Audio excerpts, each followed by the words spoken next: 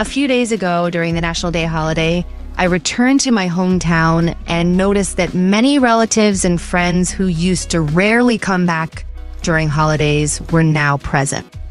Previously, they either had no holidays or were on rotation shifts, making it impossible to return due to the short breaks. Nowadays, many people have regular holidays and even factories that used to only close for 3 days during the National Day holiday now strictly adhere to the labor law, granting a full 7 days off. However, this may not necessarily be a positive development for everyone. It indicates a slowdown. Have you noticed that the much-loathed 996 work culture has gradually diminished? Some people even find themselves longing for it. Let's rewind to 2019 when Mr. Matt from Alibaba shared his views on 996 during an internal meeting with new recruits. He stated that being able to work a 996 schedule was a great blessing, as many companies and individuals did not have the opportunity. His remarks immediately sparked controversy online, with many netizens arguing that he was out of touch, and some even accusing him of violating labor laws. Subsequently, many internet giants also expressed their stance on 996, with numerous companies declaring their commitment to employee health and their rejection of the 996 schedule. The only ones remaining silent were the numerous factories, which were enjoying booming business at the time, receiving orders in succession and requiring overtime to fulfill them. In this environment, many factories had extended working hours, with most small and medium-sized factories operating 6 days a week and employees working 9 to 12 hours a day. Factories implementing an 896 work schedule were not uncommon either. Faced with this work regime, many people could only curse the factories while counting their money, silently feeling that their efforts were rewarded. Despite the exhaustion from work, as long as one was willing to put in the effort, many could earn a substantial income. For factories, even implementing an 896 schedule sometimes failed to meet the production demands of the order. In previous years, including in the Pearl River Delta and other regions, labor shortages were a common occurrence, especially after the Lunar New Year, when many migrant workers would change locations or jobs, leading to recruitment difficulties for factory. In response, many factories made efforts to attract workers by improving the work environment, working hours, and living conditions. However, these changes still could not attract the majority of young people to work in factories.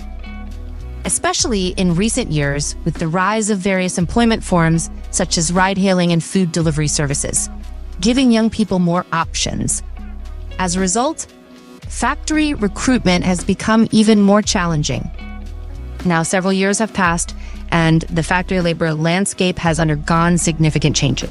Nowadays, many factories are very compliant, arranging working hours according to labor laws and even proactively reducing them. Some factories are even giving their employees holidays outside of national holiday. Especially since entering 2024, there have been no shortage of factories offering extended holiday. A few days ago, I chatted with a relative who works in a factory in the Pearl River Delta. He mentioned that they used to be extremely busy, often working overtime. However, since 2024, their orders have significantly decreased, and correspondingly, their working hours have also been reduced. Entering the second half of the year, they have been working for half a month and resting for the other half. Some positions even allow workers to take a break of 1 to 2 months, effectively taking an extended leave.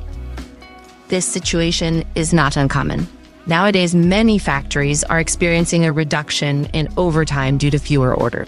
Some companies have even directly announced plant-wide shutdowns for several months.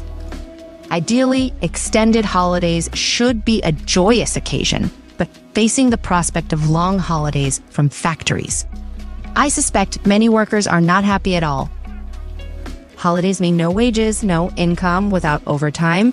Many people's earnings will plummet, especially since many factories now calculate wages based on performance or piecework. With less overtime, wages naturally decrease significantly at this time. Many people, in order to make ends meet, would wish to work more overtime. Looking back at what Mr. Ma said a few years ago, it seems to hold some truth. It seems to work. A 996 schedule is indeed a blessing. Nowadays, due to the decline in income, many people suddenly wish for factories to offer overtime. But even if everyone desires a 996 schedule, factories won't provide the opportunity because there are no orders. From the actual situation reported by many small and medium-sized factories, it is clear that orders have significantly decreased. As for the extent of the reduction, there is no specific statistical data. However, we can glean some insights from the trend of the manufacturing PMI. Starting from March 2024, the manufacturing PMI has been on a downward trend, with March at 50.8, April at 50.4, and both May and June at 49.5, followed by July at 49.4, and August at 49.1. The manufacturing PMI, or Purchasing Managers Index, is a leading indicator of economic operations, and 50% is a crucial tipping point. If the PMI is above 50%, it indicates that the entire manufacturing industry is expanding. On the contrary, if the PMI is below 50%, it suggests that the manufacturing industry has contracted compared to the previous month. China's manufacturing PMI has been below 50% for 5 consecutive months, indicating a contraction in the manufacturing sector for 5 straight months, with small businesses being hit particularly hard. In recent years, many foreign and domestic companies have shifted their production capacities to Southeast Asia, coupled with various foreign trade factors. In recent years, this has affected the orders of these traditional industries to varying degrees. Consequently, traditional factories have seen a reduction in orders, making life very difficult. And this also affects the employment and income of many ordinary people, leading to a series of consequences. For example, people are now hesitant to consume, which is evident in the sluggish growth of total retail sales of consumer goods in the past 6 months. Additionally, people are reluctant to buy houses, despite various positive news in the real estate market over the past year. Houses are still not selling well. The sluggish consumption and real estate markets, in turn, affect the overall domestic demand and the development of upstream and downstream industries. The domestic demand is further impacted, and even some self-employed individuals have been greatly affected. In the past, many young people were unwilling to work in factories, preferring self-employment in ride-hailing services. However, in the last 2 years, including the income of food delivery riders and ride-hailing drivers has also been declining.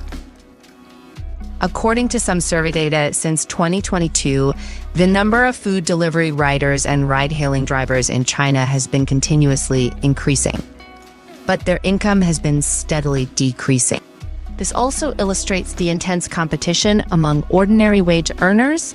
Because ordinary factories have no orders or reduced orders, a large number of people have joined the ranks of ride-hailing drivers or food delivery riders, leading to a sudden increase in competition in these freelance professions. Previously, many people could easily earn over 8,000 yuan per month. But now, even if they willingly work 996 every day, they may not be able to earn 6,000 yuan a month. The underperformance of traditional manufacturing is one of the significant causes of this phenomenon. After all, most people in China work in traditional manufacturing sectors. If traditional manufacturing struggles, the impact is vast, as it is the primary source of income for the majority of ordinary people. If this source of income fails to keep up, it will trigger a series of chain reactions.